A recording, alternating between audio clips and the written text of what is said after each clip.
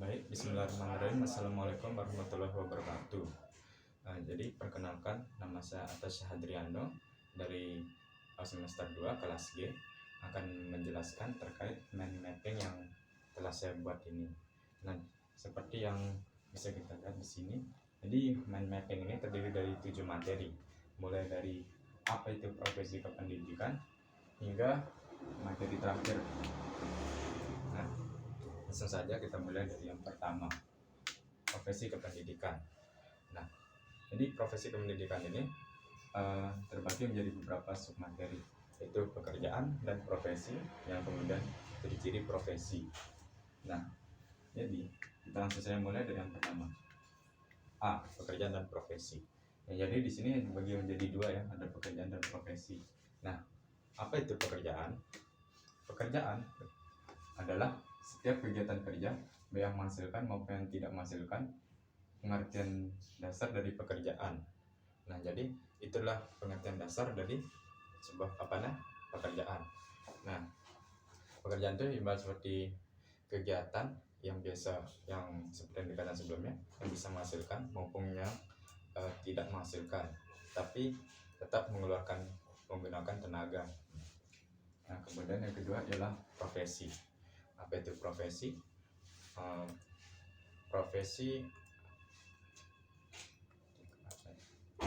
Profesi adalah bidang pekerjaan dengan syarat-syarat tertentu yang harus dipenuhi.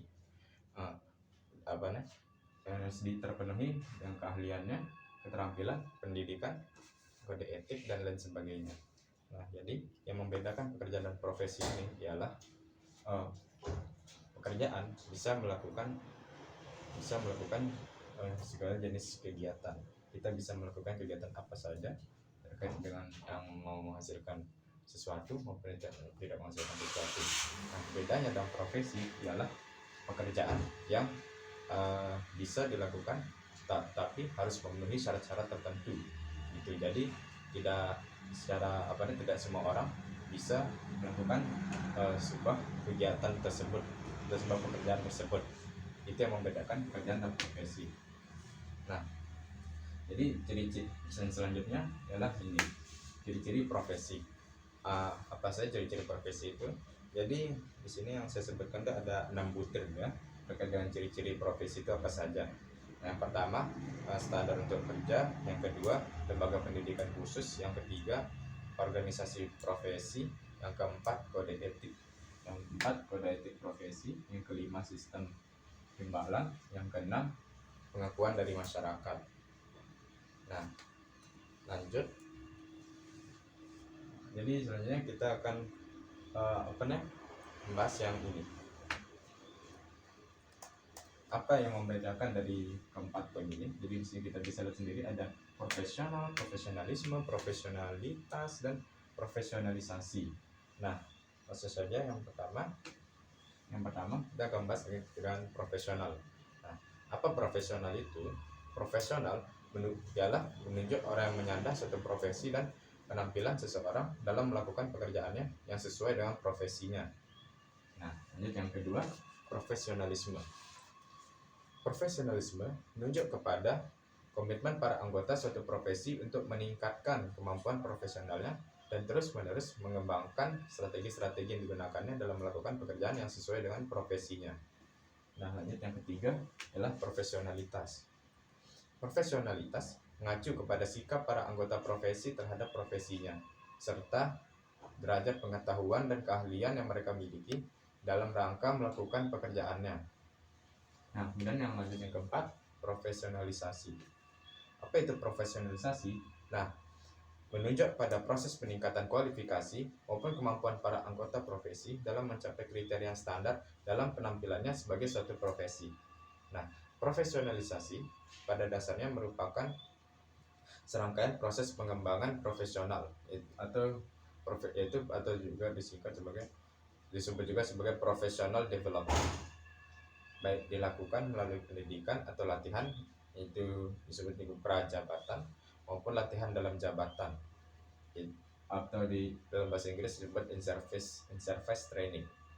Nah, oleh karena itu, profesionalisasi merupakan proses yang sepanjang hayat long life dan tidak pernah berakhir, never ending, selama seseorang telah menyatakan dirinya sebagai warga suatu profesi. Terus jadi untuk selanjutnya kita akan membahas beberapa undang-undang berikut ini. Nah, yang pertama ialah Undang-Undang Guru dan Dosen Bab 4 tentang guru, bagian ke-1, kualifikasi, kompetensi, dan sertifikasi, pasal 8. Nah, dalam Undang-Undang pasal 8 tersebut mengatakan bahwa guru wajib memiliki kualifikasi akademik, kompetensi, sertifikat pendidik, secara jasmani dan rohani, serta memiliki kemampuan mewujudkan tujuan pendidikan nasional. Nah, dalam peraturan perundang-undangan yang ada, itu merupakan bentuk tanggung jawab dari pemerintah terhadap kualitas guru di Indonesia. Nah, ke depannya, guru harus memiliki kehidupan yang layak sehingga mampu mengembangkan keterampilan secara berkesinambungan. Nah, selanjutnya saya akan menjelaskan sedikit terkait dengan bunyi dari Undang-Undang Nomor 14 Tahun 2005 tentang guru dan dosen. Bab 1, ketentuan umum. Nah, di dalam undang-undang tersebut berbunyi bahwa guru yang profesional harus memiliki kompetensi. Nah, kompetensi adalah seperangkat pengetahuan, keterampilan, dan perilaku yang harus dimiliki, dihayati, dan dikuasai oleh guru atau dosen dalam melaksanakan tugas keprofesionalannya. Nah, selanjutnya terkait dengan Undang-Undang Nomor 14 tentang guru dan dosen bab 1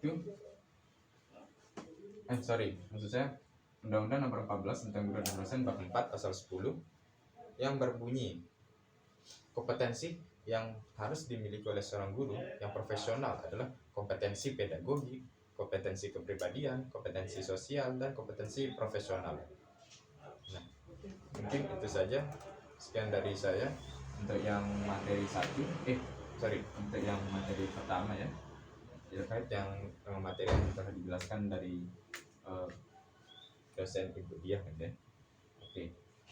Jadi selanjutnya kita akan membahas tentang materi yang pertama, yaitu materi terkait dengan materi peran, hak, dan kewajiban guru.